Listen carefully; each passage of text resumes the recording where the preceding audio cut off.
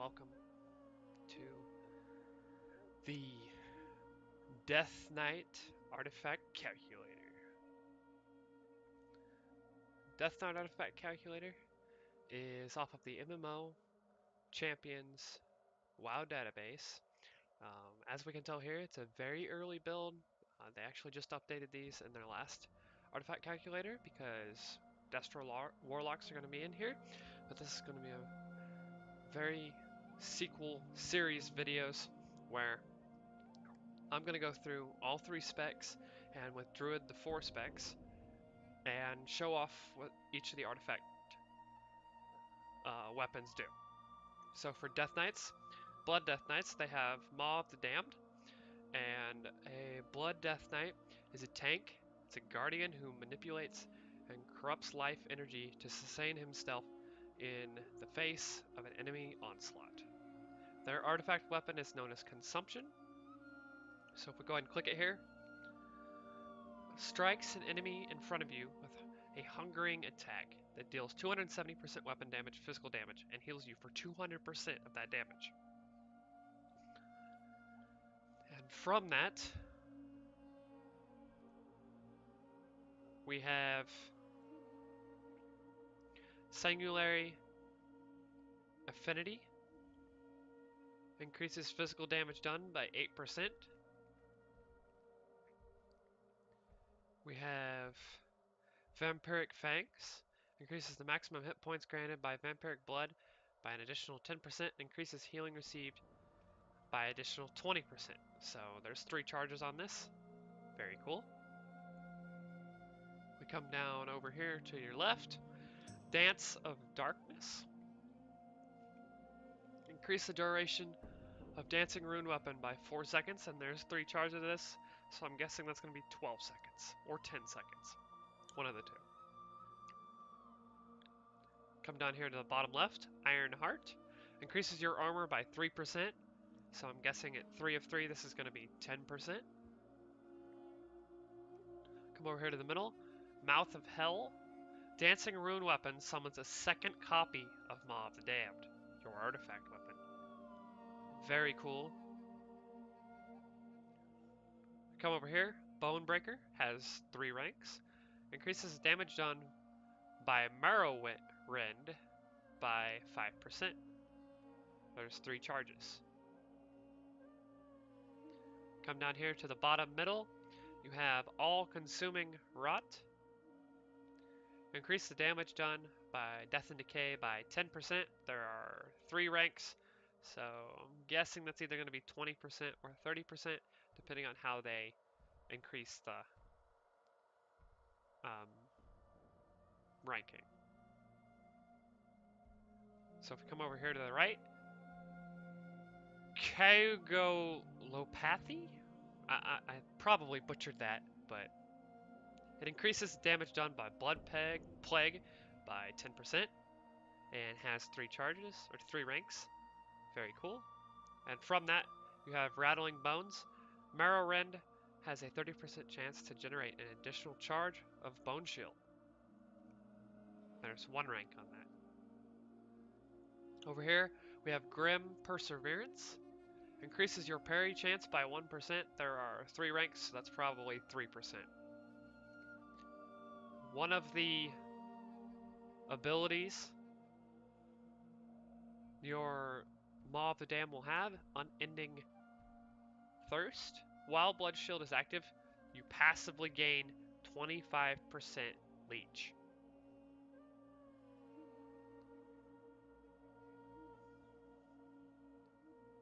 That's pretty interesting.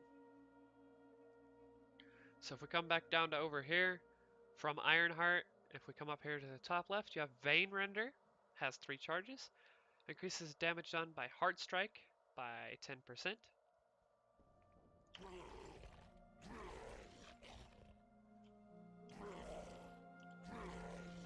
We have Meat Shield, increases your stamina by 3. There's 3 charges. And we have Umbilicus Eternus. After vampiric blood expires, you absorb damage equal to 5 times the damage of your Blood Plague dealt during Vampiric Blood. Very cool. That concludes the Blood spec for Death Knight. Now we're going to come over to Frost spec. Frost spec is Blades of the Fallen Prince, which is the dual-wielding Frostmourne. So they cut Frostmourne up, put it in half.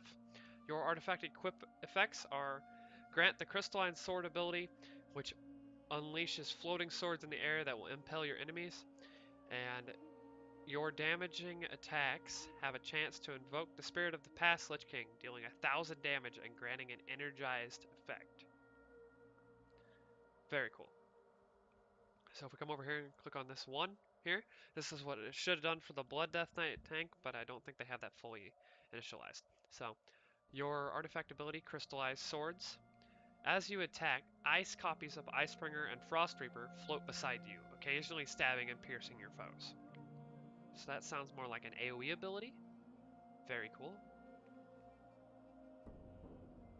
Blades of the Frost, 1 rank, increases your attack speed by 8%. Very cool. So if we come up here to the top right, you're going to get Blast Radius, increases damage dealt by Howling Blast by 10%, and then by 20%, and then by 30%. You also need 1100 artifact power to get that. So if we go ahead and come over here to the bottom left, you're going to get Nothing But the Boots. Increases critical strike damage done by Obliterate by 10%. So we have 10% for that first charge, then we have 20%, and then we have 30%. So it looks like the Frost Death Knight's going to be nothing but percent based. Down here, we have Frozen Core. While Pillar of Frost is active, enemies that strike you become Insarred, maybe? In Chains of Ice. Very cool. Over here, we have Chill of the Grave. So, increases the range of Frost Strike by 8 yards. Down here, we have Ice in Your Veins.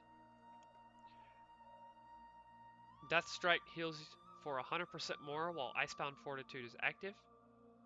And 200% more and 300% more. Man, that sounds, depending on how much Death Strike is going to heal for a Frost Death Knight, that sounds a little overpowered.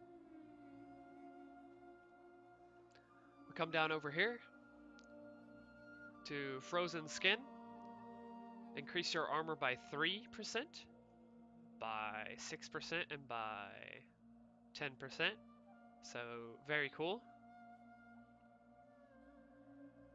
If we come down and over here, increases damage done by Remorseless Winter by 5%. And this is Dead of Winter, so that's going to be 5%, 10%, and 15%. So very cool. Syndragosa's Fury summons Syndragosa, who breathes frost, on all enemies within 40 yards in front of you, dealing 27,000 frost damage and slowing movement speed by 50%. Very cool. So we're going to come over here. Overpowered. Hey, wait a minute. That's a warrior ability. Good old Blizz. Anyway, Obliterate has a chance to generate 3 additional runic power. And then you have 6, and then we have 10. Very cool. Frozen Soul. So this is another epic ability for your Blades of the Fallen Prince. While Remorseless Winter ends, when it ends, Icebringer and Frost Reaper release a burst of 5,000 frost damage, increased by 100% for each additional enemy hit during Remorseless Winter. Very cool. Spin my character back around here.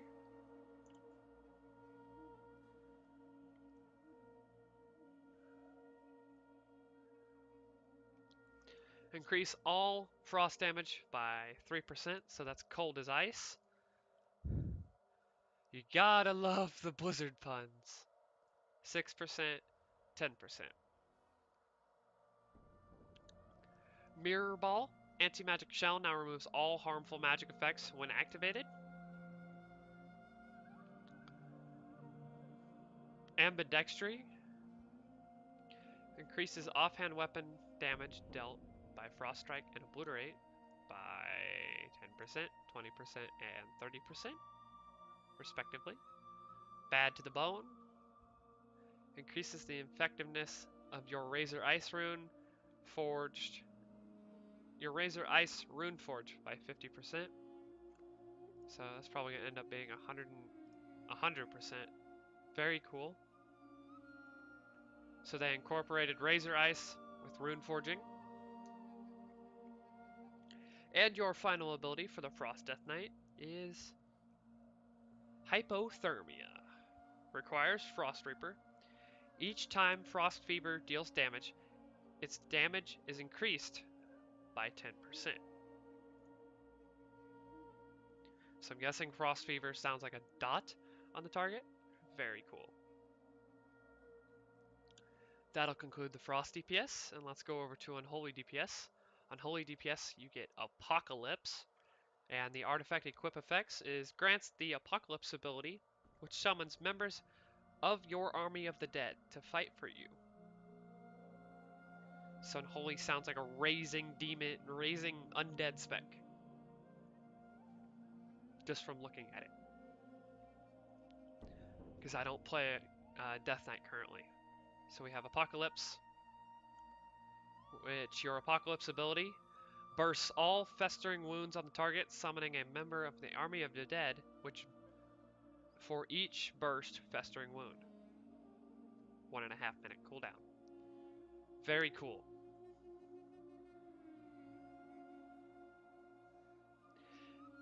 Feast of Souls.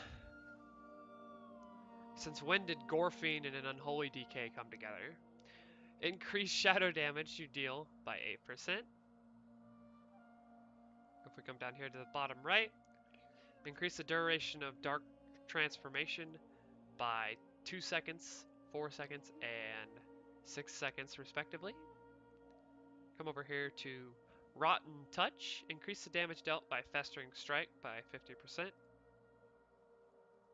By 5%, sorry. So you get 15%. Scourge of the Unbeliever. Scourge Strike has a 10% chance to generate one rune. And I'm guessing increasing this, you're going to still have one rune, but that now has a 10% chance. Very cool. We come up and over here. Plague Breaker. Plague Bearer, sorry. Increase damage dealt by Virulent Plague by 15% when fully maxed. Come over here. Armies of the Damned. Ghouls summoned by Army of the Dead apply additional effects with their claw attack. Death, increased damage taken. War, reduced healing done. Famine, reduced damage dealt. And Pestilence, damage over time. Very cool. So we come down and over here. Runic Tattoos. Increase your maximum runic power by 10 and runic power regeneration by 6. So I believe Unholy Death Knights have 100 runic power to work with. So with that maxed, you're going to have 110, and regeneration is going to be increased by 6%. Come over here, the Darkest Crusade. Increase the effect of your Fallen Crusade Rune Forge by 50%. The Darkest Portal of the Underworld is what that was. I guess it bugged a little bit. Your army of the dead ghouls explode when they die, dealing 100% of attack power, shadow damage to nearby enemies.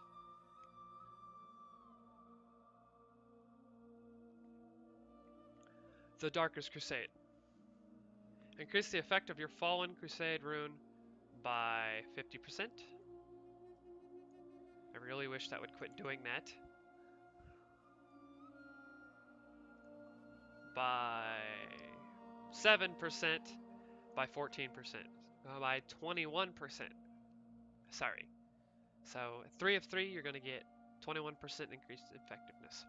And one of your legendary epic abilities for Apocalypse is Scourge of Worlds. Death Coil has a chance to increase your Scourge Strike damage against the target by 50% for 6 seconds. Very cool. So the next ability down here on the right is Unholy Endurance.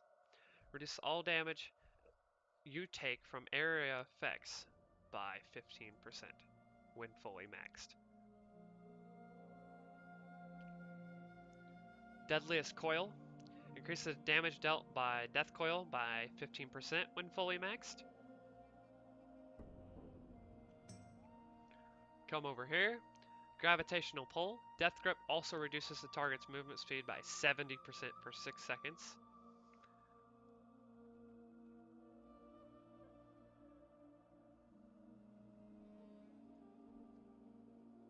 Okay, that's that one. Over here, Deadly Durability increases the effectiveness of Anti-Magic Shield and Icebound Fortitude by 10% when fully maxed. Double Doom is your next epic ability. Sudden Doom can now accumulate 2 charges and will occur 15% more often. The Shambler is your other epic ability. Your attacks have a chance to summon a super zombie that shambles forward and explodes, dealing shadow damage to nearby enemies.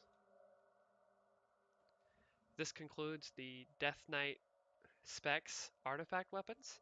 Please like, comment, subscribe, and have fun, guys.